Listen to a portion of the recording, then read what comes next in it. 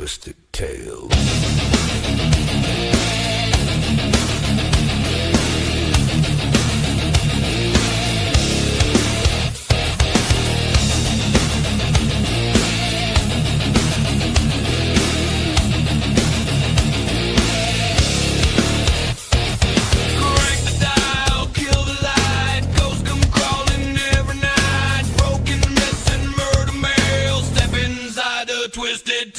Twisted Tales, hell, blood and bones and no trails. Twisted Tales, hell, true got teeth and drags and nails. Urban riding, back road sin, dead men talking through the wind. Cursed objects, killer law. Once you hear it, you want more. No fairy dust, no happy end, just how the nightmare really went. Turn it up, don't ask why.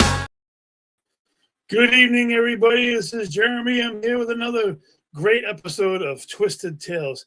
Tonight, I bring on a gentleman who has pretty much done it all and been everywhere in the paranormal. They know him as Mr. EVP. Come on in, Mr. Joe Rainone. Hey, how are you? Good, man. Thank you very much for taking the time out tonight and hanging out with me. I appreciate you taking the time out of your very busy schedule. Oh, anytime, man. Anytime. You know, it's I don't even know how to get into this because I know that you've pretty much been everywhere and done everything I think I've ever been to, plus a lot more. So for everybody who doesn't know much about Joe, why don't you tell us a little bit about yourself, Joe? So my name's Joe Rainone. I'm from Tewksbury, Mass, about 30 minutes west of Boston. I've been starting my adventure or dipping my toes into the paranormal since about 2014. Unlike most paranormal investigators that had some type of a paranormal experience that propelled them into the hobby or into the field, that wasn't the case with myself. For myself, it was basically when all the ghost hunting shows broke onto the scene back in the early 2000s, you know, starting with obviously with Ghost Hunters and moving on to, you know, some of the other shows like Ghost Adventures and whatnot. And it was just sitting on the couch watching those and wondering, all right, is this legit? Is this real? Or is this just television? Is stuff made up? The one phenomenon that always really piqued my interest was EVP, electronic voice phenomenon. And that was the one that I said, okay, I want to learn more about that. I want to see if that's true. Like, can I push a record button on a recorder and get a voice that's not present in the room? And it took me quite a long time to get that first EVP, and it actually came on the mic of my Sony camera. So I give myself a lot of credit for sticking with it, because I was probably a good 3 months in, just trying to get as many locations as I could, like local stuff. You know, I wasn't even aware you could rent places at that point in time to paranormal investigate. And that's basically what brought me to here in 2026. Wow, man. Yeah, because I thought you got started a little bit after me. I could have sworn you got started before me, because I know that every time I turn around, I've seen you've been like here and everywhere between Gettysburg and Maine and all points. So I started in 2010, but I didn't join Paranormal New England until 2014. Oh, okay. Yeah. But I did start in the paranormal back in 2010. It wasn't until like 2014 till I came on board with Paranormal New England.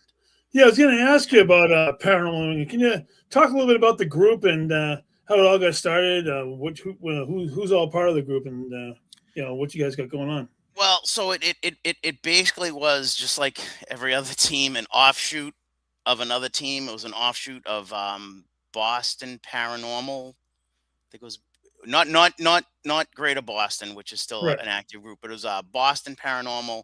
A group of people from that spun off and they formed Para Boston. Okay.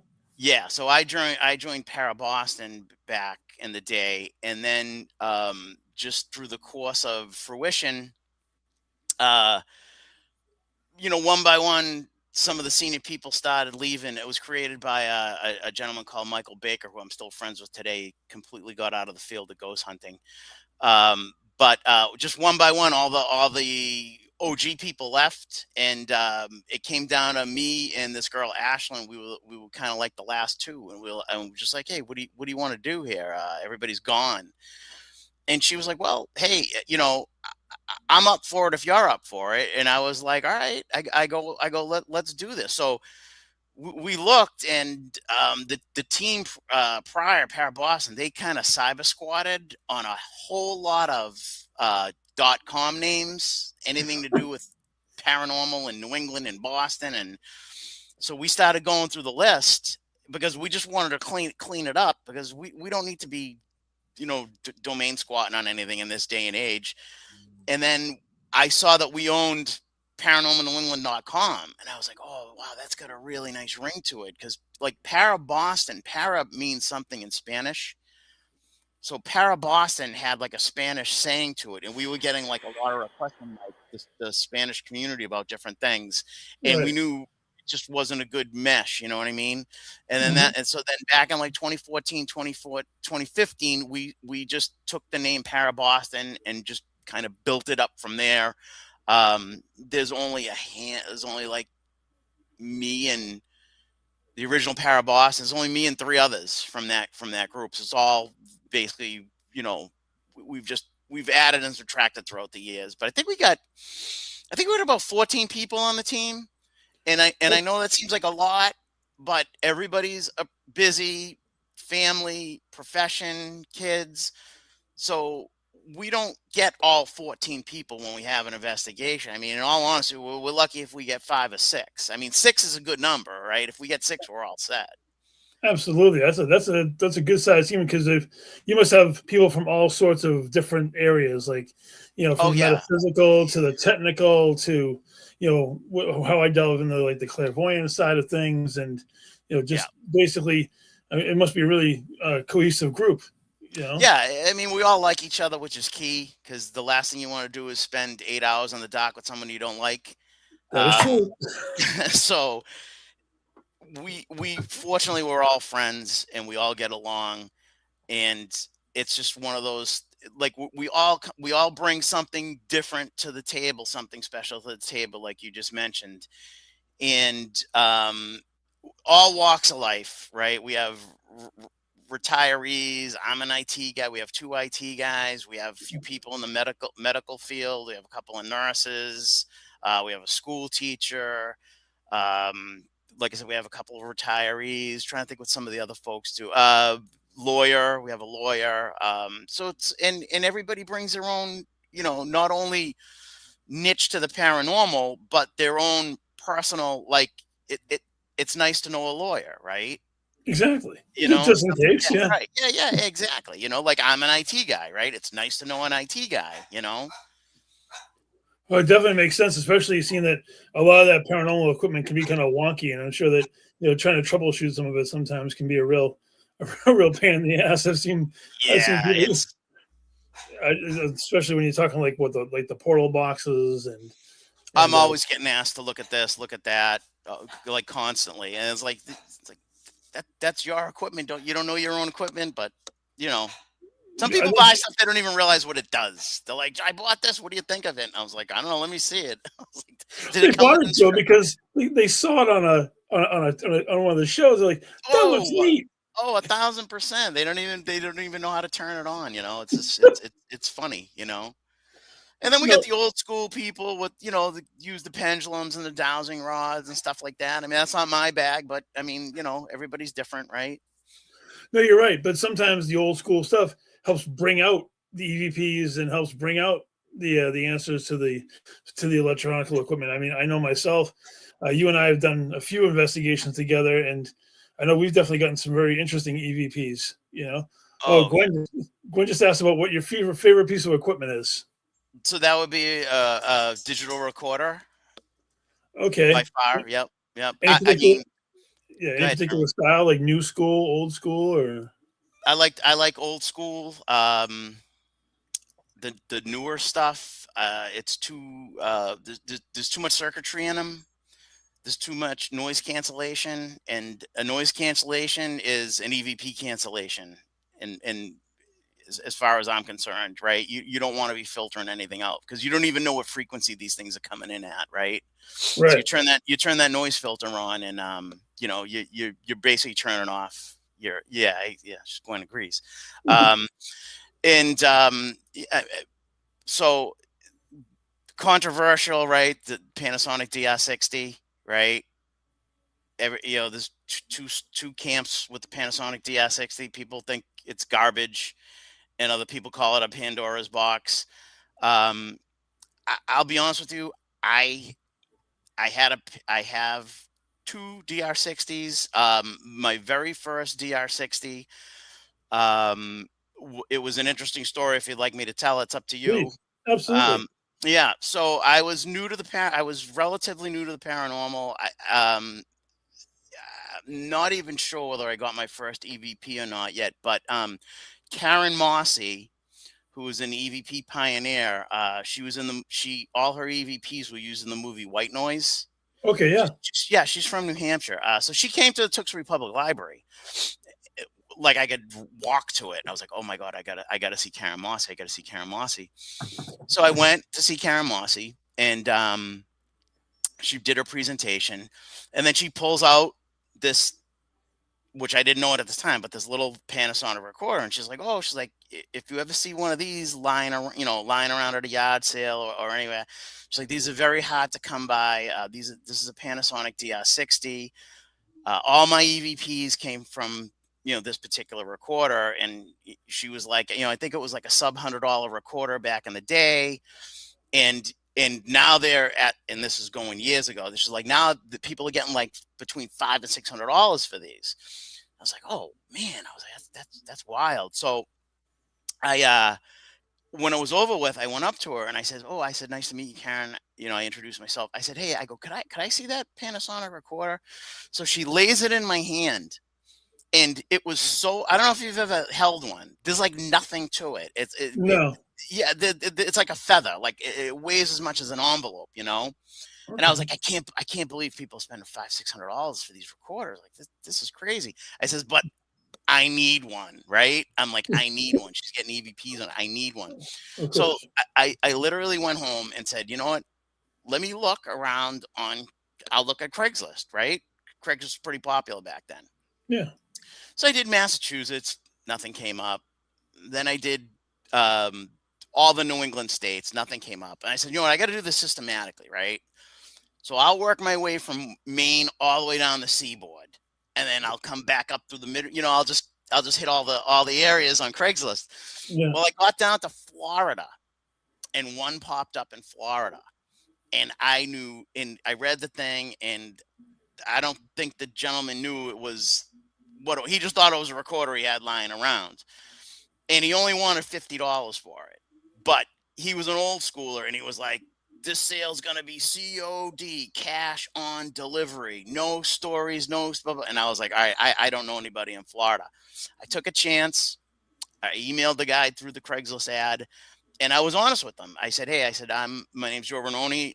I had a website for another team at the time. It was Clear Vision Paranormal. It was my own group, and I just said, hey, this recorder is pretty special. I says it can record spirit voices. I said, I'm not a joke. How do I get this from you? I don't know anybody in Florida. 3 days goes by, right? Didn't think I was going to hear from him. All of a sudden, I get a return message from him. Hey, here's how it's going to go down. You send me 50 for the recorder and 10 for the shipping, cash, and I'll mail you the recorder. And I says, I'll take a chance for $60 on a potential $500 recorder, because Karen was right. If you looked on eBay at the time back then, they were topping out at about $500. I says, for $60, I'll take a chance. So I sent him the money. He said, got your money, gonna put the recorder in the mail, should get it in a couple of days. I think about 3 or 4 days went by. I go out to my mailbox, and not only did he not wrap it, he basically dropped the recorder in a letter envelope, like you get your cable bill in. Oh my God. He took the DR60, dropped it in the envelope, and sealed it and mailed it. And I was just like, this thing is never going to work. Oh my God. And that was how I ended up with my first DR60. But I'll be honest with you, like I never used it. I used it once or twice. I got nothing on it. Yeah.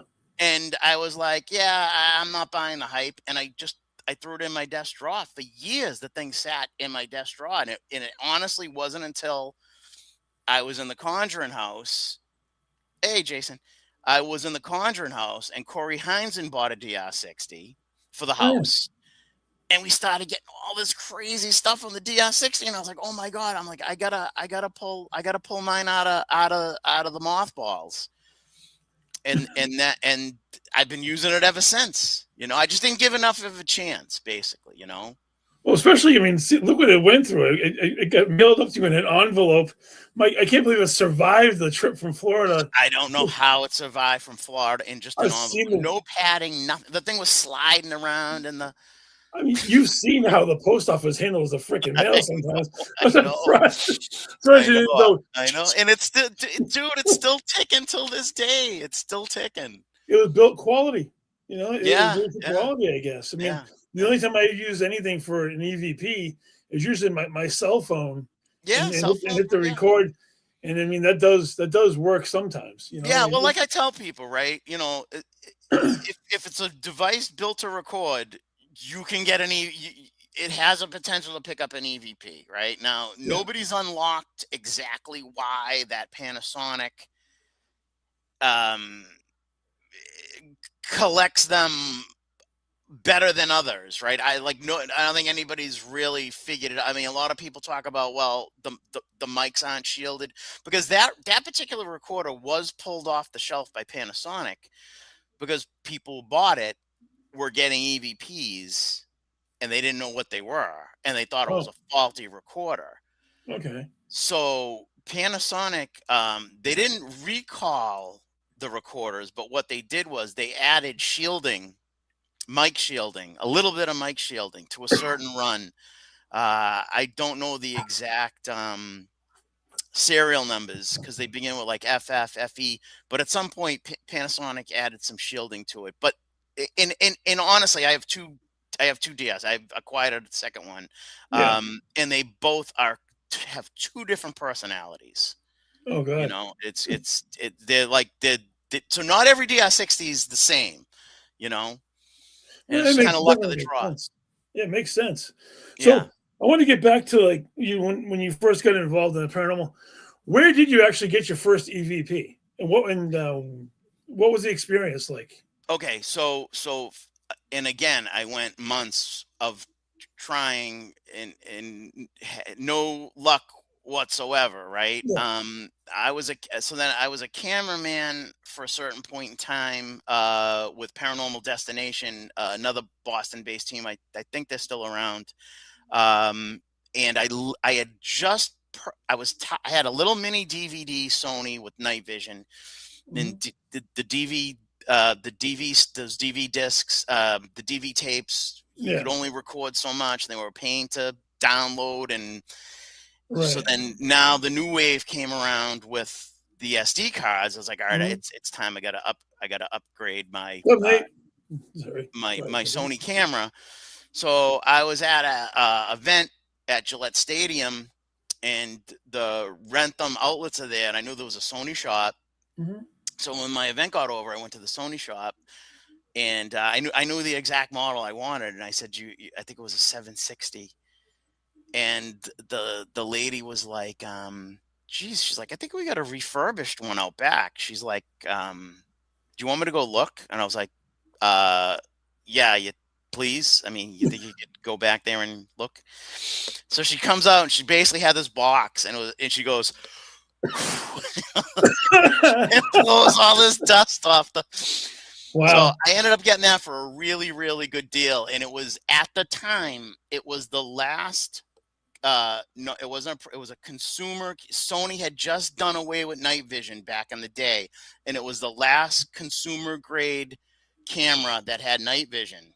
So I felt really lucky to get it, and I was chomping at the bit to use it. Yeah. And it was like it was either that, I think it was that day. It was like that night. I was out to dinner with my family, and I got a call from the team lead from Paranormal Destination. He's like, "Hey," he's like, "I'm sorry to bother you." He's like, "But I got a home investigation in Weymouth, right, tip of the Bridgewater Triangle." Yeah. He was like, "Is there any way you can meet me in Weymouth at like 10 o'clock?" I was like, "Absolutely." And I brought my brand new camera, Yeah. charged it up, brought it. We get to this house. It was off of King Street in Weymouth, and the lady she's like, I know I have a bunch of child spirits. She's like, I hear them playing. I hear them uh, running around, and so she was like, we'll start with I will start with a tour of my backyard. Yeah. So she had woods in her backyard. So I hit record on the camera, and I just start recording because that was my job. And I was bringing up the pack, and this lady took us all through the woods of the back of her house, and pointing out different little artifacts and things that were back there. And, long story short, we wrapped up, didn't get anything, the EMF meters went off a little bit here and there, nothing concrete. Sunday morning rolls around. I download the SD card onto my computer, and literally from within the first minute of me recording, you just hear this little girl singing my name in like a nursery rhyme. She's like, Joe, come here and play with me, right? Wow. It's dude, it still gives me chills till this day. It was crazy. And I played it for my wife, and she's like, well, there was a little kid there. I go, this was like 1 a.m. in the woods in Weymouth. I go, there was no children there. I go, that's an EVP. I go, this is my first EVP. I'm like, this is unbelievable. This is like way more than I ever could have imagined, And then the fire was really lit at that point, once I got that. And if like to come around full circle, couple of years ago, I was thinking of making like a parabolic mic Yeah. out of an old direct TV dish. Yep. So again, went back to Craigslist, and somebody in Weymouth had a dish that they would just like take it, right? So I was like, all right, I'll come down, I'll grab it. I go down there. Guy's like, hey, he's like, didn't mean to pry, but he's like, I just want to know what was coming to my house. So I looked you up. He's like, you're into the paranormal. I found your website and this, that, and the other thing. I'm like, yeah. I go, that's exactly, what I do. And that's why I want the thing. I want to build a parabolic mic out of it. And he's like, well, it's not the right shape for a parabolic mic. He's like, I'll be honest with you. He's like, but have at it. Right. He's like, but I'm a sound engineer. He's like, and if you got any sticky EVPs, like I might be able to help you out with them. And I said, it's not a sticky EVP. I go, I know exactly what's being said. I said, but there's a lot of leaves crunching in the audio because we were walking through the woods. Mm-hmm. I said, I'd like to see if you could maybe somehow clear that up just to make it a little bit more clear on the girl's voice. Yeah. So I sent him the clip. And he replies back to me. He's like, what did you record that on? And I was like, oh, that was on a Sony Handycam. He's like, you were recording in stereo that night. I go, yeah, I was. He's like, it's the weirdest thing. He's like, that little girl's voice only shows up on the left mic. Oh, wow. Yeah, right. So on the bridge of the camera, the mics are side by side. There's only a little thin strip of plastic separating the left mic from the right mic. Okay. Right? So that tells you right then and there, it's not audio. It's an impression. Wow. She put that right on that left channel. The leaf crunching is in stereo. Everybody talking is in stereo. Any outside ambient noise is in stereo. that little girl singing my name to come play with her is only on the left channel. That's amazing, man. Oh my Yep. God. Whew. That's a good way to get involved and really get your ball rolling with all the EVPs. So where did the nickname Mr. EVP come from?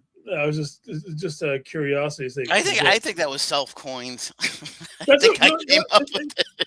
I thought it was cool. I thought somebody maybe like threw it at you like, hey. No, I don't know. Somebody, you know what? Somebody might have. I don't know.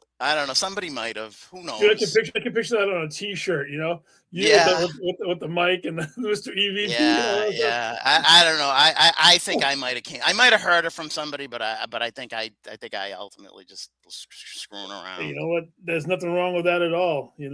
So so you guys formed Paranormal New England Yep. out of the other. What was the I first don't location that you guys actually investigated as Paranormal New England? believe it or not, I think it was the Murdoch Whitney house. Really? Yeah. That Yeah. place is awesome. Yeah. It's unfortunately it's been a few years since Gene and I have been there, but we've had some of the most amazing Oh experiences my gosh. Oh my in that gosh. house. Yeah, that house. There's a lot going on in that house for sure. Yeah. I've Oh gotten my, I've gotten a ton of EVPs in that house. All intelligent responses is, it's crazy. oh, there's so many layers to this as far as like intelligence. One floor has a completely different presence than the next floor, and every room, whether it's the military room or whether it's whatever certain bedrooms, they all have amazing energy, but they're all like different types of Yeah, energy. yeah, they're all different. And some rooms are just flat, right? Like just flat. Like you don't get anything in those particular rooms, or at least I have. And then other rooms are hot, like that military room. Like you go in that military room. I think there's so many artifacts that came from so many different people in that room. And I think that's mainly one of my favorite rooms because there's just a lot of residual energy attached to all the different things, and they were all donated by different people, and they all have different stories. Yep. But that's a room I'll definitely spend a lot of time in. That, and I like the religious room is a cool one too because a lot of religious items in that one. They converted that because it used to be something completely different before it became the religious room. I remember a while ago back. Remember when they used to have all the wooden toys down on the first floor when you first walk in? They used to have all the wooden before they moved everything over to the Isaac Morris. That was before my day. I've only known the toys to be in the Isaac Morse, but I know exactly what Oh, you're talking about. Yeah, the toys. Right, the toys were over in the Murdoch.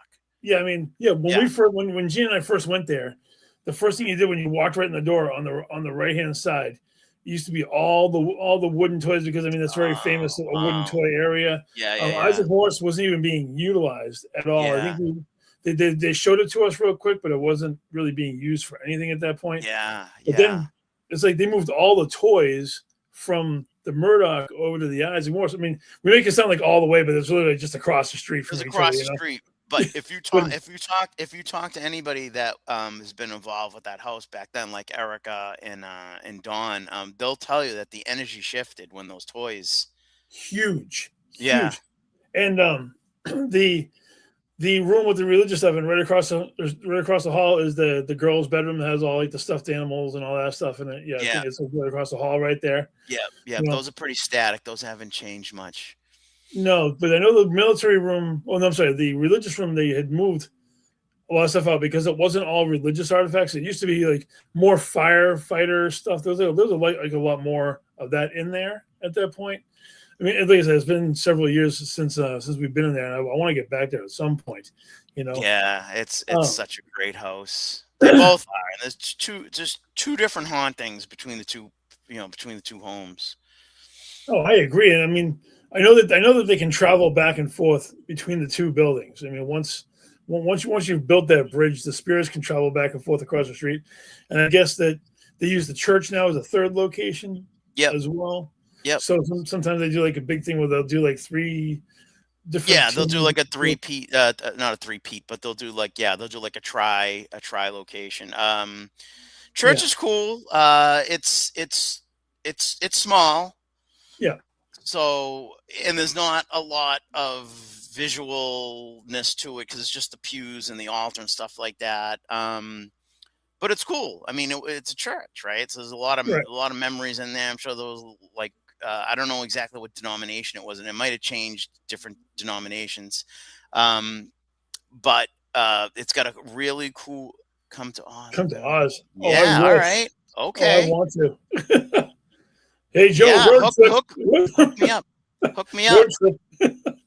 You know, I wanted to ask you about a location that's near me that I've never even got a chance to be at, but I know you've been there before. The Wayside. I think it was with the Wayside. The Wayside Inn. Yeah, I've been to Wayside Inn many Because times. it's legitimately 4.5 minutes from my house, maybe 5 minutes from my house, because I live in that Marlboro. close to it. Yeah. Yeah, I live in Marlboro, so I'm like right over the border of Sudbury into Marlboro. Never been in there. Have you got any EVPs from that particular location? So I have, and when I joined Para Boston, that was like their home base, so to speak, for in Australia. Oh boy, I'd love to go to Australia. Yeah, me too. Although spiders are probably bigger than trucks. So I've spent a lot of time and we've gotten a lot of stuff in rooms 9 and 10, right? So room 9 was the Jerusha Howe room, right? Okay. That was the room for her, and she was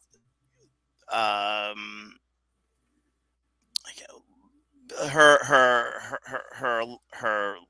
either fiance or boyfriend or lover went Yeah. to war, died and never came back, and Right. she never got over it. And we have an EVP of this woman crying uncontrollably in that room. And I didn't capture this one. This was when I came on board with Para Boston. They had already had this EVP. Like, yeah, check this out. And you just hear this woman sobbing uncontrollably. And it was room 9. It was a Jerusha Howe room. You know, that whole area, that whole historic area right down there with like the grist mill. I don't know if you've been. I was just going to mention the grist mill. Yeah. The field up behind the Wayside area, what they call the battlefield that they do all the reenactments at. Yep. You can go there early in the morning and you can hear like phantom rifle shots and all sorts of stuff going on. I've actually heard it with my own ears. I'm like, yeah. So one of our members, Laura, she's a pro metal detector. yeah. She's won like awards and stuff for metal detecting, and we had such a great relationship with the management of the Wayside. I like, this is going back now, but she was actually allowed to metal detect around the Wayside, and she's found some pretty cool stuff. Wow. So yeah, I know there's residual there for sure. There's so much energy. It's like you have the grist mill down there. You have the chapel, the church, because across the street, the Martha Mary Chapel. That white My church, parents got married in that chapel. Really? Dude, here's another one for you. You know the little red schoolhouse on the corner right next to it? 100%. My grandfather went to elementary school in that little red schoolhouse. Oh, that's crazy. It is crazy. Wild. That is crazy. Yeah. I've never had a chance to be in there as an adult. One time I did something as kids, but what's even crazier is you and Gene never went to the Wayside. I mean, no, you're right there. Everybody had all these investigations, and nobody was. And I've always been like, "Hey, I'm down the street. Next time you're going to be in the area, let me know. I'll come down and but I'll just rent a room. Just get that. Get room 9. We've had so much crazy stuff happen to that room. There's 2 ways to get into the room, right? So there's one way is through the main hall. You go up the stairs, you go through the main hall. That's the main entrance to the room. Then there's like a back door to the back left-hand corner, and it's just a sharp set of stairs that I think goes down to like the bar or the kitchen or something like that. Yeah. So we were up in room 9 investigating, and you just hear, and we were like, who the hell would be coming to that back door? Go over, open the door, nobody there. Oh boy. And you would hear somebody coming up the steps. Yeah. You would have heard if somebody knocked and screwed down the stairs. You know what I Right. mean? Impossible. That's crazy. Yeah, Oh, a lot of stuff, man. We got a shadow figure that came right up out of the floor and went right into the wall. God. Yeah, we got a lot of stuff there. Yeah, man. Yeah. Did you actually get to see the shadow figure? Because I know that being On a skeptic, yeah. on tape I did. I didn't yeah, we Oh. just had we had a camera, we had just a static Sony Handycam set up Wow. in the room facing the bed and the bathroom. Yeah. And at some point during the night, you just see this black mass come up out of the floor and go right into the wall and through the wall. Wow. But the recording, wasn't high def back then. You know what I mean? You could still see it, right? But if I'm just thinking, like, if we had like one of today's cameras, holy smokes, that'd be like one for a television show. You're right. I mean, especially you see some of the stuff that's on these shows, and it's kind of sketch to begin with occasionally. Yeah, it was very, very grainy, because it like, again, it wasn't high def. Like, I don't even like. I think when they got it, like, I think like high def had just like come around. No, you're right. But you can see a black mass come out of the floor and go through the wall. So that's awesome, dude. Yeah. I want to talk about another place that you and I both hold very dear on our hearts, which is the S.K. Pierce, a haunted Victorian mansion out in Gardner, Massachusetts. That's where Gene and I had our very first paranormal investigation when we got the ball rolling on our end. I want to talk to you about a couple of EVPs that we were both very present for. The first one was the pool table. Remember the cracking of the pool balls, which was freaking unbelievable. I don't know if you wanted to share that story with the people. That was a game changer, right, for me, right? Because I'll tell the story, right? We were in Eno's room. Yep. And again, some of the rooms are a little flat at SK, and others you can almost guarantee something's going to happen. And Eno's room is one of those rooms, right?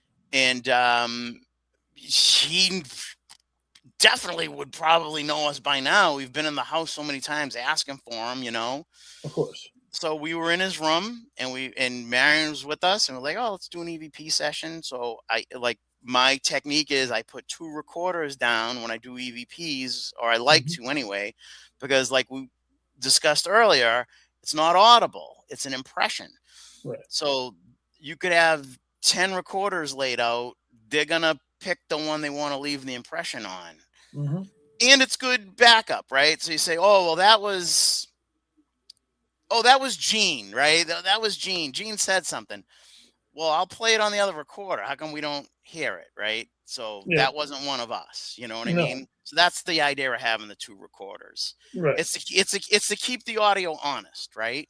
Absolutely. So I think it was the first recorder I picked up and played it. We didn't hear it. No.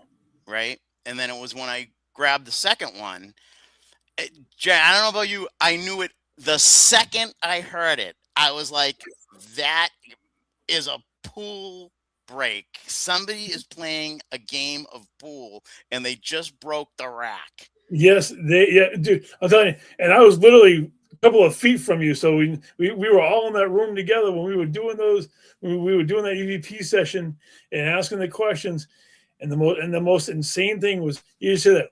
It's like, oh my god! And you hear the ball scatter. I mean, and we must have played that thing like 15, 20 times. I know. And it didn't show up on the other recorder, right? Yeah. Like, oh, that's the bar across the street. BS it is. We found out there was actually a pool table in that room. Yeah, well, Marion's in the room, and she's like, there was a pool table here right above this room, and we were like, oh my god. She's like, you're right, because we were always in the billiards room. Like, there's no billiard table there anymore. But like, oh yeah, we'll investigate the billiards room. Yeah, but that was a game changer for me because I've never gone an inanimate object, right? So if whether you believe in EVPs or not, right? Some people are like, well, how do you know it's a ghost? Or maybe you're just picking a radio frequency, or maybe it's another dimension, whatever. Okay, well, this is this is something that didn't have a soul. Like what produced that sound? It's a game changer. It's just a game. An inanimate object. Yes. Came through on EVP. I gotta say, the only thing that I could think of is it was an imprint that the house had, and it gave it to us on the recorder. And Yeah. it was even thinking about it. I mean, it was everybody's our hairs were raised up on the arm, and everyone you played that for that night at that house knew exactly what the hell it was. You Exactly. knew Exactly. exactly what it was.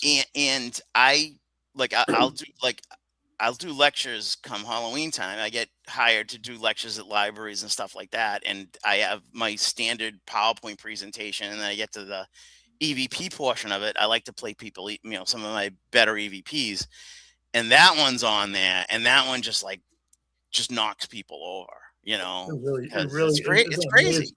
Yeah. It's amazing. Before I get further, you gotta let me know when you're doing one. I'd love to come out and see one of your lectures at some point. Next time you're gonna do one, I'd love to know about it. I'd love to come out and check it out. Oh yeah. Well, we'll see what happens. I mean, usually right around Halloween, people start getting a hold of me. So yeah. Just let me know, and I'll come out and definitely check it out. And the other recording I wanted to talk to you about, it definitely was an emotional one. It was down in the basement. Remember, we were there for Naomi's birthday party, and you know exactly what I'm talking about. So I do. if you would like to share the second EVP that I really wanted to bring up in the conversation, So staples to that home were Mimi and Ken, Yes. right? And they literally, when you walk into the SK Paris, it's a tribute to them because of just sweat equity that they put in that home, and they work tirelessly. I mean, when I first went to the SKPS, it was a dump. There was no running water. There was no heat. If we went into there in the winter, we would literally go outside to warm up, because sometimes it was warmer outside than inside the house. Right? I remember those days. I remember those days. Yeah, exactly. But Ken and Mimi rehabbed that whole house. Yeah. And then, sadly, Ken got cancer and passed away. Yeah. And I honestly had my reservations about I don't like going there. You know what I mean? I just don't like going there. But I knew him, and I was friends with him, and I felt as though in my heart it was okay to ask for him. Right. And I did. So I did. And we definitely got an imprint from Ken, and there's no doubt it was his voice. I played it for Marion. I think Marion shared it with Mimi, and they're like, that's Ken's voice. So anybody that knew Ken can listen to that and be like, that is Ken. And even his message was like, I'm here, I'm okay, I'm with the children. Yep. Yeah. It was amazing. It really was amazing, because I mean, we were down in the basement where I know he did a lot of work down there. Yeah. And we were just asking regular questions. All of a sudden, you hear. I think it's me, Ken. I think he even said his name. Yep. And then he's like, "I'm here," and remember when we went I'm up, here. I'm okay. I'm with the kids, is what he said. Yeah. And when we went upstairs, and you're like, I gotta play this for you, man. It's gonna be rough, but I gotta play it for you. And you played it, and oh my god, the emotion that was just poured out. It was crazy. It was an amazing time, honestly. Yeah. Yeah, it was. Yeah, it was. I've seen recently you've been doing a lot of work with Christy at the Emory estate. So what's been going on with the Emory estate? Love it. I resonated with that house the second I walked through the door, my very first time there. It reminded me of my aunt's house, the wallpaper and everything, and I just love it there. And the house, I mean, I think we're going on 3 years now of investigating, maybe even 4. The time's shooting by. That house, it every day that ticks by, that house becomes more and more in tune with what's going on, as far as when paranormal investigators go in there. And some of the stuff we're getting out of there is crazy. It's just crazy. Wow, man! I've only been there one time.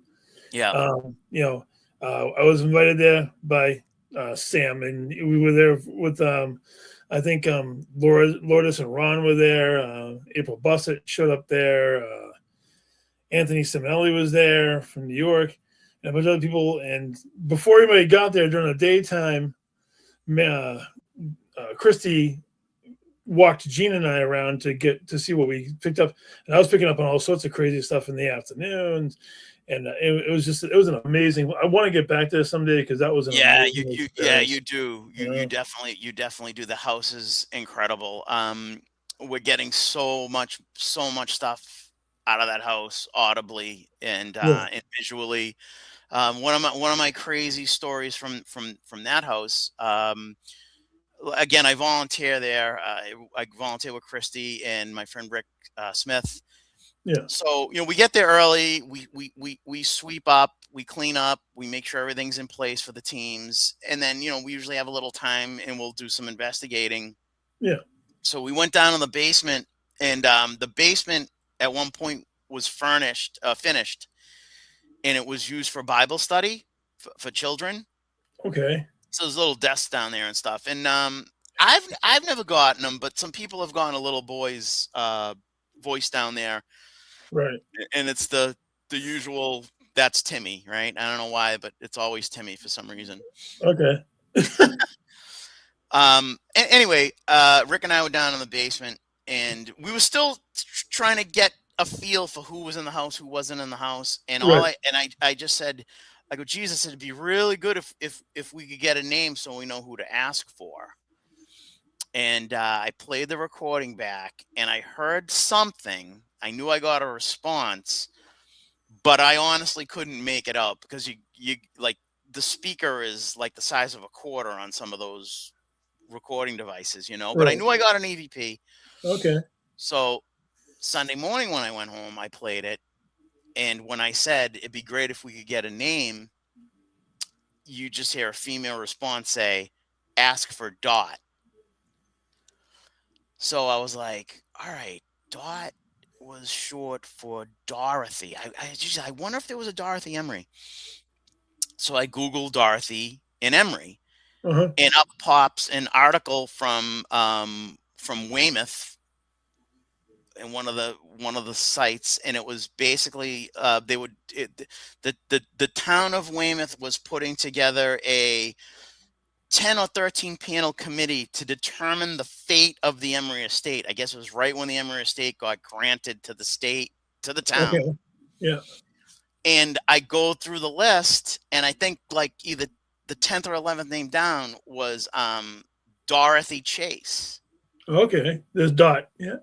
Right. So I was like, oh, there's a Dorothy. I Google Dorothy J. Chase. Up pops her obituary. She died in 2022. And it basically starts out Dorothy J. Chase, a.k.a. Dot. Wow. In her obituary. Wow, man. And she was very involved in determining the fate of that Emery estate. And that's one of my favorite EVPs. And we had a team come through months later, if not a year later. And I told them, I said, I just told the story that I told you in the audience. Yeah. They were like, do you get your recorder? Let's do another. Let's try another recording. So we go down, and somebody, because I told them about her, we had a Paralight sitting on one of the little children's desks down there. That was nothing was going on with it. It was just there and turned on. Nothing was tripping it. Right. She pulls up Dorothy J. Chase's obituary. As soon as she starts reading her obituary, the Paralight's going. Oh, wow. She got to the very last sentence, and as soon as she finished reading the obituary, nothing. No way it was a coincidence. No, it wasn't coincidence. No way. Didn't go on before, didn't go on after. I did another EVP session, and she was like, it's Dot. I'm here. Oh, wow. That's really cool, brother. So people that don't believe, I'm sorry you're all washed up. You're all washed. I respect it, but you got it wrong because there is something going on when we go. I don't know where we end up. I don't know in what form we end up, but we end Right. up consciously somewhere. Yeah, I agree, Jason. That is awesome. You know, Yeah, I Jason. felt I felt like I didn't mean to cut you off, but I remember walking around the outside, like in the yard and the little sub areas that are around the yard, and getting a lot of energy out there, almost as intense in some areas out in the yard and then surrounding like the wooded area, like right on the edge and stuff like that. Than even as much as the house, for, like when I was feeling it.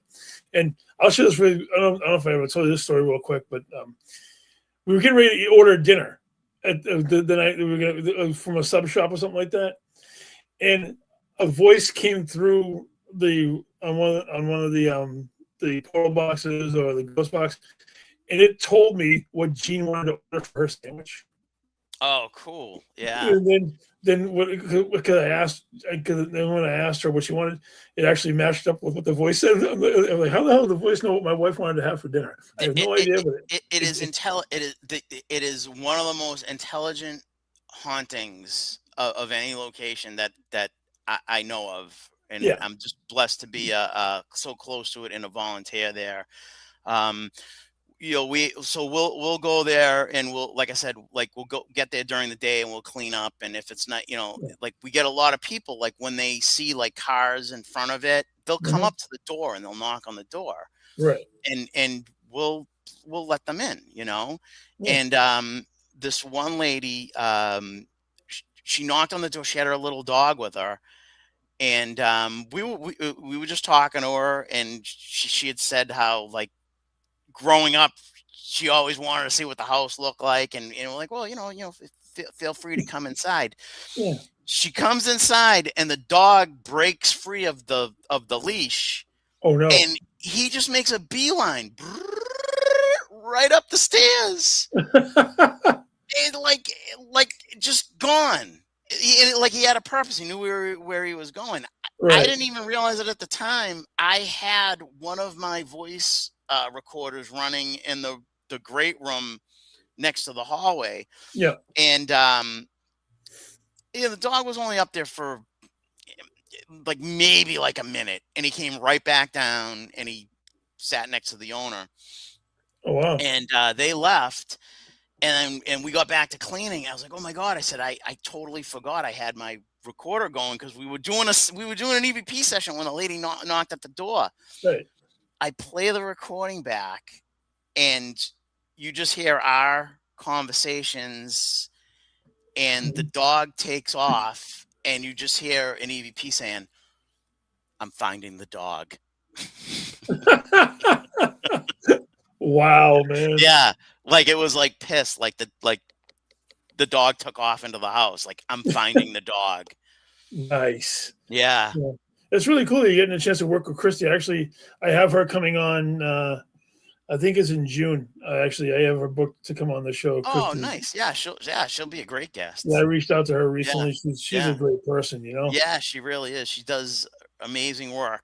She's a blessing to the paranormal community. I agree. The amount of work she did with the Oliver House even before, and I guess she's still doing some work at the Oliver House. Even it looks like the town kind of did an about face and kind of gave her a little bit more of the reins back. You know what I mean? Which is wonderful, right? It's wonderful, but it's just like that's like just like typical town bonehead move. You know what I mean? Like pull something away and then change the amount after we got all the furniture out of there and everything. I mean, the Oliver's loss was the Emery's gain, because a lot of that furniture ended up at the Emery, Oh wow!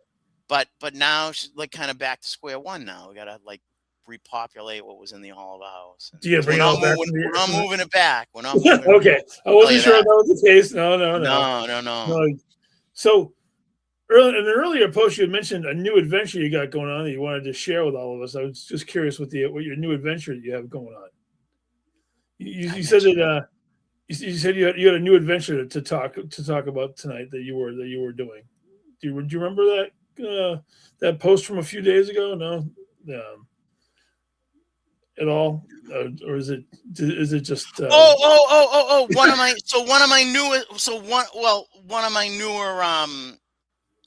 my newer adventures. So last September, like I was chatting with you and Gwen before the show started. Right. I went out to Nevada with my friends Doc Omen Paranormal, Linda and Justin Sheffer. We went out to Nevada, and we did we landed in Vegas, and we drove 3 hours north of Tonopah.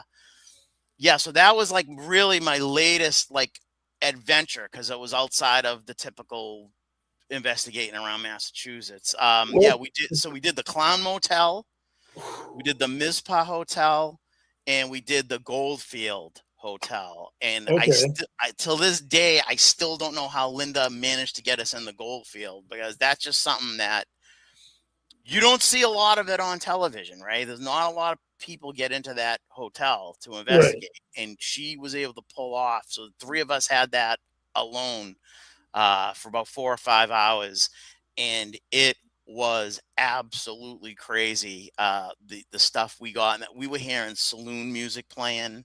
Yeah. Footsteps. We were getting stuff thrown at us. That's what I was posting about. Yeah, but that was that. So that was last September, Cool. and that was quite an adventure. I still have yet to go through all the footage. Wow, man! You know, especially a place that's on my bucket list. Weirdly enough, is the Clown Motel, because I love that kind of stuff. I love that creepy ass kind of thing. Wicked cool place. Yeah. So yeah. Oh yeah. And each room has its own theme. I don't know if we were in the Halloween room now. I think we might have been in the Halloween room. So the owners are really nice guys. It's two Indian gentlemen who own it, and so off to the right of the parking lot is the town cemetery. Is the Tonopah Cemetery. Yeah. And it's old. It's like you're talking 1800s. Right. So we were able to investigate that as well while we were there. We had paid for a ghost hunt, and the lady couldn't make it, and so they gave us our money back, and we just said, hey, look at, we have our own equipment. We come from Boston.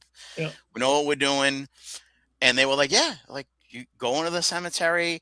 I'll even open up one of the rooms that I think it was an author killed himself, committed suicide, or died in one of the rooms. He's like, nobody rented that room. He's like, I can give you the key to that room. So we went in that room, and we did a portal session. We got a lot of cool stuff through the portal. And then I did an EVP session. I literally put my recorder, I think, on the coffee maker in the room. And I didn't even get a chance to ask a question. As soon as I hit record, I got an EVP. I can't breathe. I can't breathe. Just God. Like that.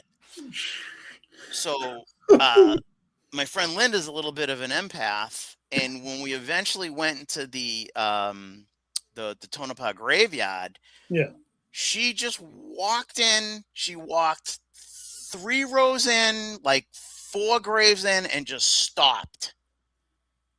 And we're just still standing at the entrance, her husband and I. And then she's like, guys, come here. She's like, I don't know why I was just drawn to this grave. So we scurry in there, and just on the there's no headstones. It's all just planks of wood. Mm-hmm. And it was the person, the year they died, and how they died. And it said suffocated to death. Oh my God. Right? Whew. And the next day in the daylight, I walked, it's not a big cemetery. I walked to that whole cemetery, Jeremy. Mm-hmm. And that was the only person who died from suffocation. Oh, jeez. And she walked right to it. And we had just gotten an EVP saying, I can't breathe. Wow, man. Jesus crazy, right? Crazy. My God, something, this hour has gone by so fast, but I wanted to tie it up with a couple of things. So what I always like to do is, and I always like to ask people about, because I'm a big horror guy, and I'm sure that you've seen some of the movies in the past. Your top four Mount Rushmore of horror characters in your personal opinion. Characters. Yeah. Characters. Since I was the Halloween franchise, since I was a kid, and like having to get my parent to take me to see Halloween. So right, Michael Myers. Michael Myers, right? I'm an '80s kid, right? So Jason Voorhees is going to be there. Of course.